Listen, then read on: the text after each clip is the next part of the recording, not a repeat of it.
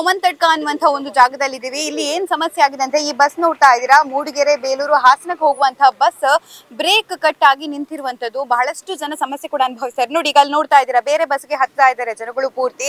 ಯಾರೆಲ್ಲ ಈಗ ದೂರದ ಊರಿಗೆ ತೆರಳಬೇಕು ಅಂತ ಅನ್ಕೊಂಡಿದ್ರೆ ಅವ್ರಿಗೆಲ್ರಿಗೂ ಕೂಡ ಸಮಸ್ಯೆ ಆಗ್ತಾ ಇರುವಂತದ್ದು. ಎಲ್ಲರೂ ಕೂಡ ಬೇರೆ ಬಸ್ ಹತ್ತಿ ಹೋಗುವಂತ ಪರಿಸ್ಥಿತಿ. ಆದ್ರೆ ಬೇರೆ ಬಸ್ ಹತ್ತೋದಕ್ಕಿಂತಲೂ ಮುಂಚಿತವಾಗಿ ಮುಖ್ಯವಾಗಿ ಇಲ್ಲಿ ನೋಡ್ಬೇಕಾಗಿರುವಂತ ವಿಚಾರ ಏನು ಅಂತ ಹೇಳಿದ್ರೆ, ಎಲ್ಲರೂ ಕೂಡ ಈ ರೀತಿ ಬ್ರೇಕ್ ಫೇಲ್ ಆದ್ರೆ ಎಲ್ಲರ ಜೀವಕ್ಕೂ ಕೂಡ ಅಪಾಯ ಇರುವಂತದ್ದು. ಆದ್ರೆ ಈ ಸ್ಥಳದಲ್ಲಿ ಆಯ್ತು, ಎಲ್ಲರೂ ಕೂಡ ಸೇಫ್ ಆದ್ರು. ಈಗ ಇದ್ರ ಬಗ್ಗೆ ಎಲ್ಲರೂ ಕೂಡ ಇರ್ತಾರೆ. ನೋಡಿ, ಇದು KSRTC ಬಸ್ ಈ ರೀತಿ ಬ್ರೇಕ್ ಫೇಲ್ ಆಗಿ ಇಲ್ಲಿ ನಿಂತಿರುವಂತದ್ದು, ಅಂದ್ರೆ ಬ್ರೇಕ್ ಕಟ್ ಆಗಿ ಇಲ್ಲಿ ನಿಂತಿರೋದು. ಈಗ ಅವ್ರ ಹತ್ರನೇ ಕೇಳೋಣ. ಸರ್, ಆಕ್ಚುಲಿ ಏನ್ ಸಮಸ್ಯೆ ಆಯ್ತು ಸರ್ ಇಲ್ಲಿ? ರಸ್ತೆ ಹೆಚ್ಚು ಗುಂಡಿ ಇರೋದ್ರಿಂದ ಮತ್ತೆ ಜನಸಂಖ್ಯೆ ಜಾಸ್ತಿ ಇರೋದ್ರಿಂದ ಬಸ್ ಅಲ್ಲಿ ಮುಂಚೆ ಗೊತ್ತಾಗ್ಲಿಲ್ವಾ? ಅಂದ್ರೆ ಹೇಗೆ ಅದು ಕಟ್ಟಾದ್ಮೇಲೆ ಗೊತ್ತಾಗೋದು ಕಟ್ಟಾಯ್ತು ಅಂತ.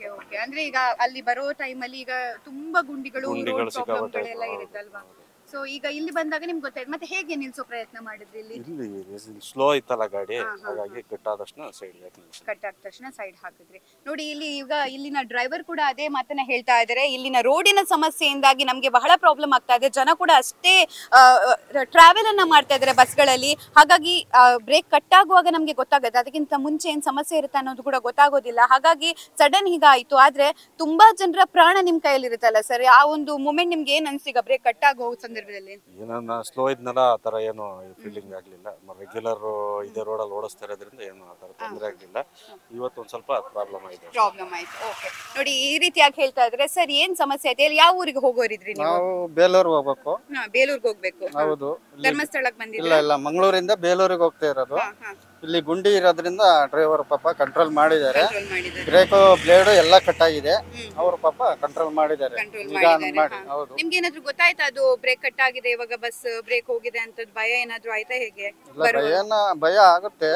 ಅವ್ರು ಪಾಪ ಕಂಟ್ರೋಲ್ ಮಾಡಿದ್ದಾರೆ. ಪಾಪ ಡ್ರೈವರ್ ಅಷ್ಟು ಕಂಟ್ರೋಲ್ ಮಾಡಿ ಎಷ್ಟು ಜನ ಕಾಪಾಡಿದ್ದಾರೆ. ಎಷ್ಟು ಜನ ಸೇಫ್ ಆಗಿದ್ದಾರೆ ಸರ್? ಒಂದು ಬಸ್ ಅಲ್ಲಿ ಒಂದು ಅಂದಾಜು ಎಷ್ಟು ಜನ ಇದ್ರು? ಒಂದು 60-70 ಜನ ಇದ್ದಾರೆ. 60-70 ಜನ ಇದ್ರು. ಈಗ ಒಬ್ಬೊಬ್ಬರನ್ನ ಒಂದೊಂದು ಬಸ್ ಅಲ್ಲಿ ಕಳಿಸೋ ವ್ಯವಸ್ಥೆ ಮಾಡ್ತಾ ಇದ್ದಾರೆ ಕಂಡಕ್ಟರ್. ಹೌದು, ಬಹಳ ಗುಂಡಿ ಇದೆ, ಆದ್ರೂ ಕಂಟ್ರೋಲ್ ಮಾಡಿ ಪಾಪ ತಂದು ಸೇಫ್ ಆಗಿ ನಿಲ್ಸಿದ್ದಾರೆ. ಸರ್, ಯಾವ ಊರಿಂದ ಬಂದಿದ್ದೀರಾ ನೀವು? ಸರ್, ನಾವು ದಾವಣಗೆರೆಯಿಂದ ಬಂದಿದ್ದೇವೆ ಮೇಡಮ್. ಮೂಡಿಗೆರೆಗೆ ಹೊರಟಿದ್ವಿ. ಮೂಡಿಗೆರೆಗೆ ಹೊರಟಿದ್ರಿ.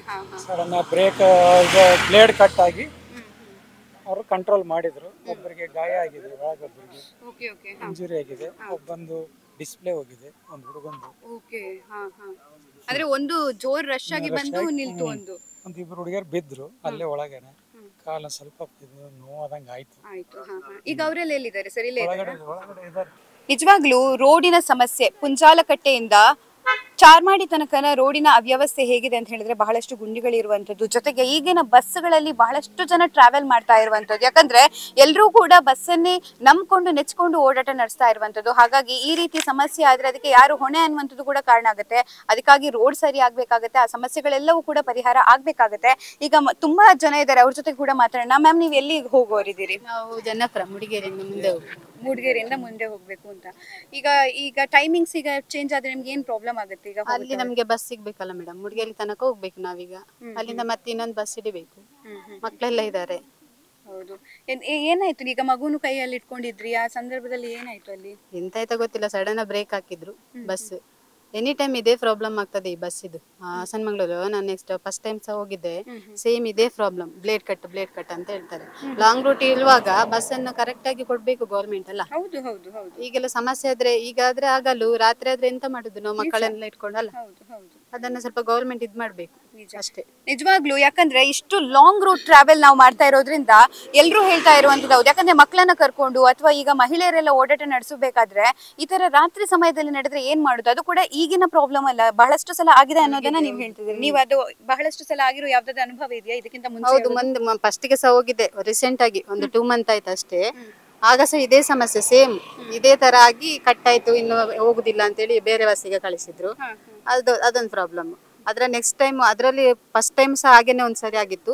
ಅದೇ ಬಸ್ಸಲ್ಲಿ ಹೋದು ಮಾತ್ರ, ಆದ್ರೂ ಡೈಲಿ ಇರ್ಲಿಲ್ಲ, ಹೋಗಿದ್ದೇವೆ, ತೊಂದ್ರೆ ಇಲ್ಲ. ಆದ್ರೆ ಲಾಂಗ್ ಇದಿರುವಾಗ, ಜರ್ನಿ ಇರುವಾಗ ಬಸ್ಗಳೆಲ್ಲ ಸ್ವಲ್ಪ ಕರೆಕ್ಟ್ ಆಗಿ ಬೇಕು. ಗೌರ್ಮೆಂಟ್ ಕೊಡ್ತದೆ, ಆದ್ರೆ ಇಂಥ ಬಸ್ಗಳನ್ನೆಲ್ಲ ಕೊಡ್ಬಾರ್ದು. ಯಾಕೆಂದ್ರೆ ಘಾಟಿ ಅಂದ್ರೆ ಫುಲ್ ಡೌನ್ ಪ್ಲೇಸಸ್. ಹಾಗಾಗಿ ನಾವೆಲ್ಲ ಹೀಗೆ ಹೋಗುವಾಗ ಒಂದು ನಂಬಿಕೆ ಇಟ್ಟು ಹೋಗ್ತೇವೆ ನಾವು ಅಲ್ಲ.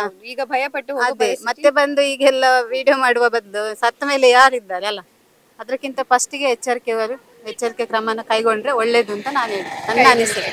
ಖಂಡಿತವಾಗ್ಲು, ಯಾಕಂದ್ರೆ ಒಳ್ಳೇದಿಲ್ಲ, ಆದ್ರೆ ರೋಡ್ ಒಳ್ಳೇದಿಲ್ಲ ಅಂತೇಳಿ ಈಗ ಏನ್ ಮಾಡಕ್ಕಾಗ್ತದೆ, ಅವರಿಗೆ ಸಹ ಇದನ್ನ ರೋಡ್ ಅನ್ನು ಸರಿ ಮಾಡಿಸ್ಲಿಕ್ಕೆ ಆಗ್ತಾ ಇಲ್ಲ. ಯಾಕಂದ್ರೆ ಮಳೆದು ಪ್ರಾಬ್ಲಮ್ ಇರೋದ್ರಿಂದ ಅವರಿಗೆ ಸಹ ನಾವು ದೂರ್ಲಿಕ್ಕೆ ಆಗುದಿಲ್ಲ. ಎಲ್ಲದನ್ನು ಸಹ ಗೌರ್ಮೆಂಟ್ ಕರೆಕ್ಟ್ ಆಗಿ ನೋಡ್ಬೇಕಂತ ನಾನು ಹೇಳುದಷ್ಟೇ. ಎನಿ ಟೈಮ್ ಬಸ್ ಇದು ಸಮಸ್ಯೆನೇ ಆಗ್ತದೆ ಒಂದು. ಮತ್ತೆ ಮಾತಾಡ್ಲಿಕ್ಕೆ ಹೋಗುವಾಗ ಉಂಟಲ್ಲ, ಕಂಡಕ್ಟರ್ನವರು ಬಾರಿ ರ್ಯಾಶ್ ಆಗಿ ಮಾತಾಡ್ತಾರೆ. ಅದು ಆಚೆ ಸೈಡಿನ ಕಂಡಕ್ಟರ್ಗಳು ತುಂಬಾ ರ್ಯಾಶ್ ಆಗಿ ಮಾತಾಡ್ತಾರೆ. ನಾವು ಈಗ ರೋಡಿನ ವಿಷಯ ಮಾತಾಡಿದ್ರು ಇವರಿಗೆ ಲಾಂಗ್ ರೂಟ್ ಮಾಡುವವರಿಗೆ ಬಸ್ ಅನ್ನು ಕ್ಲೀನ್ ಆಗಿ ಸರಿ ತರುದು ಅವ್ರದ್ದು ಇದಲ್ಲ, ಜವಾಬ್ದಾರಿ ಅಲ್ಲ. ಅವರು ಹಾಗೆ ತರುದ್ರಿಂದ ಅದು ಇದು ಯಾರಿಗೆ ಬರುದು ಅಲ್ಲ.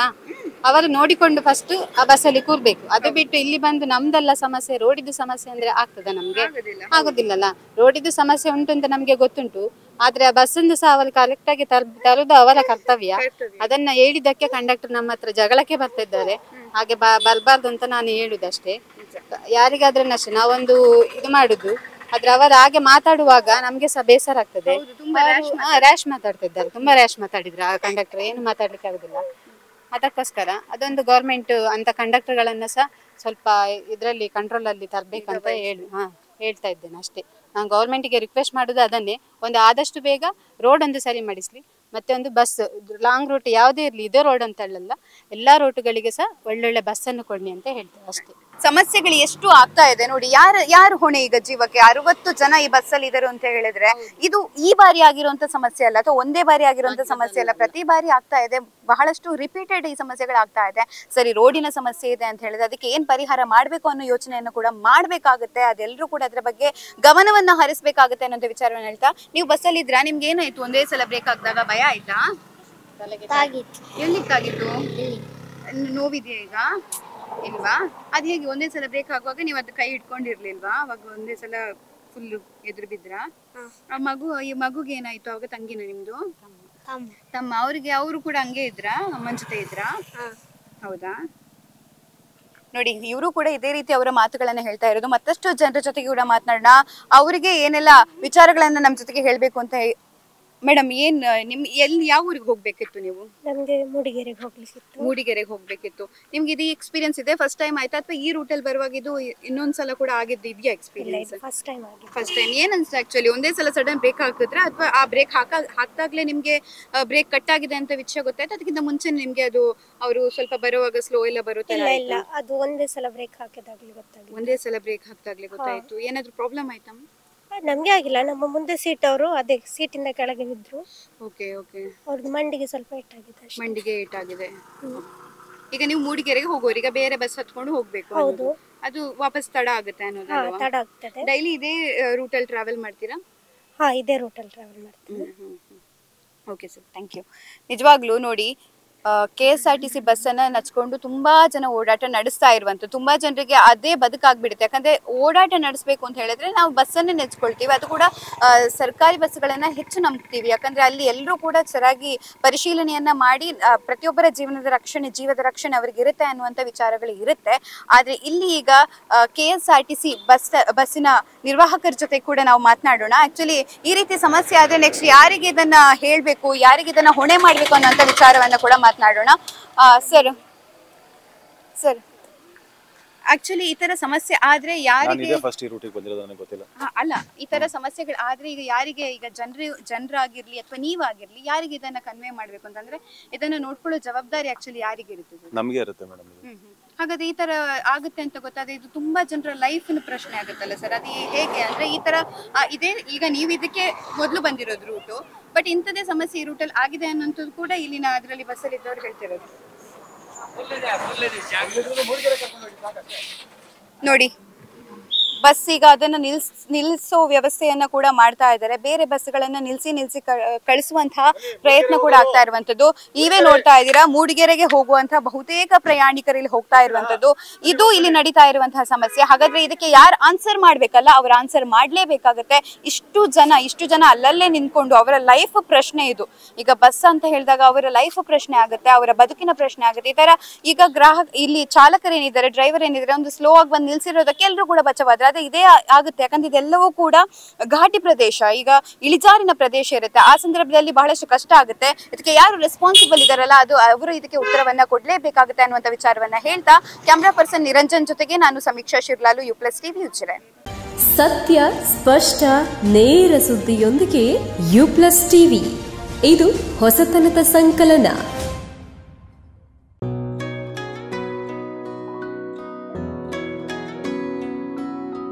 ಪ್ರೀತಿಯ ಸಂಕೇತ,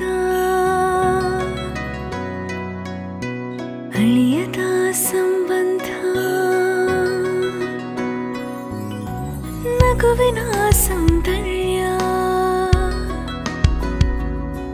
ಇದು ಸ್ನೇಹದ ಬಾಂಧವ್ಯ, ಒಲವಿನ ಪ್ರತಿಧ್ವನಿ ತಂದಿದೆ ಸಂದಸ, ಚಿನ್ನದ ಪ್ರತಿಹನಿ ತಂದಿದೆ ಸಂಭ್ರಮ, ಮುಳಿಯ ಜ್ವಲ್ಸ್ ಕಣ ಕಣದಲು ಆನಂದ.